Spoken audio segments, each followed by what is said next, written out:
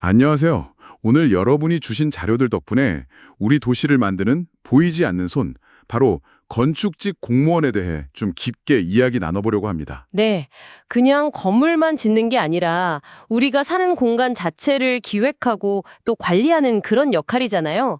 그래서 이번에는요, 건축직 공무원이 구체적으로 어떤 일을 하는지 또 어떻게 될 수 있는지, 특히 자료들에서 계속 강조하는 꾸준함, 그리고 마음가짐, 이게 왜 합격에 중요한지 한번 파헤쳐보겠습니다. 자, 그럼 먼저 건축직 공무원 어떤 일을 하는 걸까요?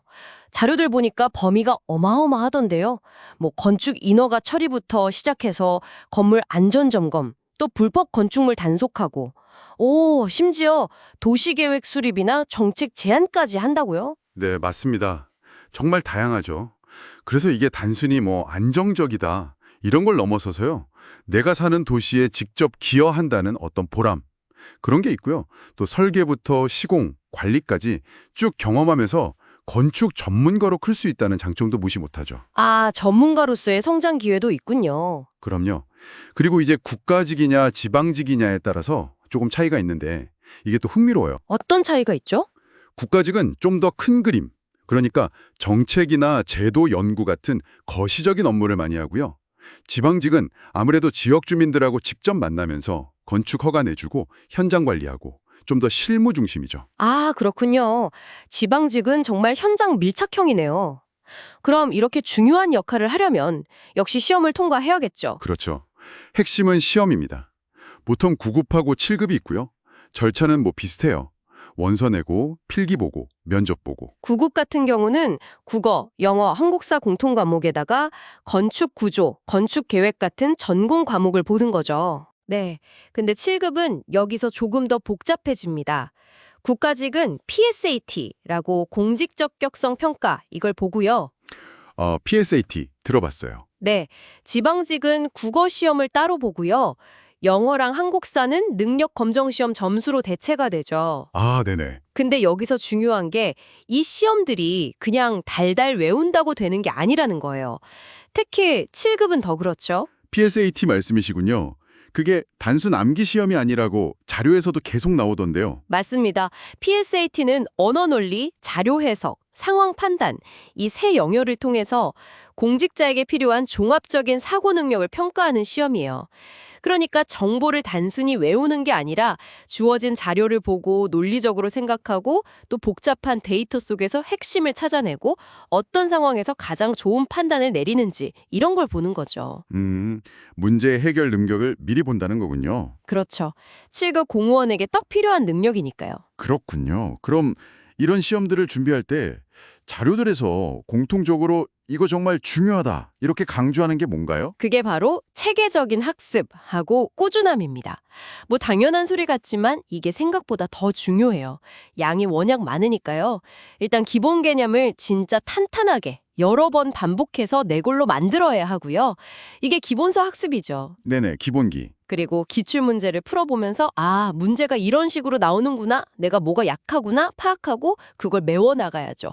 오답노트 같은 거 활용하면서요. 특히 전공 과목들, 건축 구조나 계획 같은 건 단순 암기보다는 원리 이해가 중요하다고 강조하더라고요. 맞아요. 왜 그렇게 되는지를 알아야 응용이 되니까요.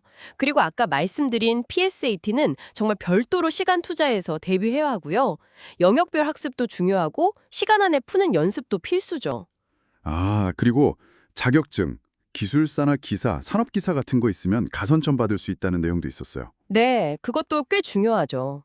근데 7급이냐 9급이냐 또 어떤 자격증이냐에 따라 가산 비율이 다 다르니까요. 이건 채용 공고를 진짜 꼼꼼하게 확인하셔야 해요. 네, 전략적으로 챙겨야 할 부분이네요. 그렇죠. 근데 이런 기술적인 부분 말고 자료들에서 정말 반복적으로 나오는 얘기가 또 있어요. 어떤 거죠? 바로 마음 관리입니다. 멘탈 관리요. 이게 수험 기간이 보통 긴 게 아니잖아요. 맞아요. 정말 길죠. 지식 쌓는 것만큼이나 어쩌면 그 이상으로 중요한 게 이 긴 시간을 버텨낼 정신력이에요. 긍정적인 생각, 내가 왜 이걸 하려고 했는지 그 목표를 잊지 않는 거, 또 힘들 때 좌절하지 않고 다시 일어나는 힘. 회복 탄력성 같은 거 말씀이시군요. 네, 바로 그거죠. 이런 내면의 힘이 있어야 꾸준함도 유지가 되고 결국 합격까지 갈 수 있다는 거예요. 자료들이 공통적으로 하는 이야기입니다. 하, 진짜 지식하고 정신력 이 두 개가 같이 가야 하는 거네요. 그렇죠.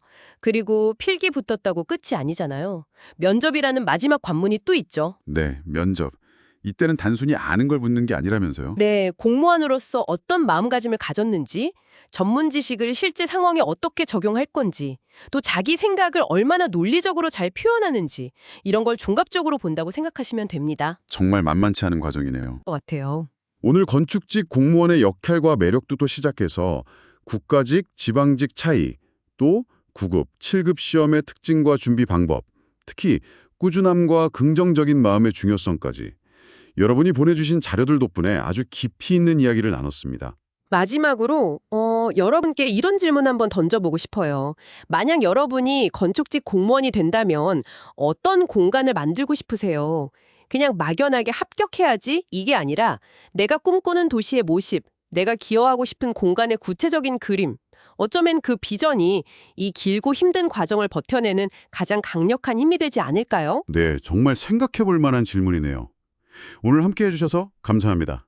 저의 분석이 여러분의 여정에 든든한 길잡이가 되길 바라겠습니다.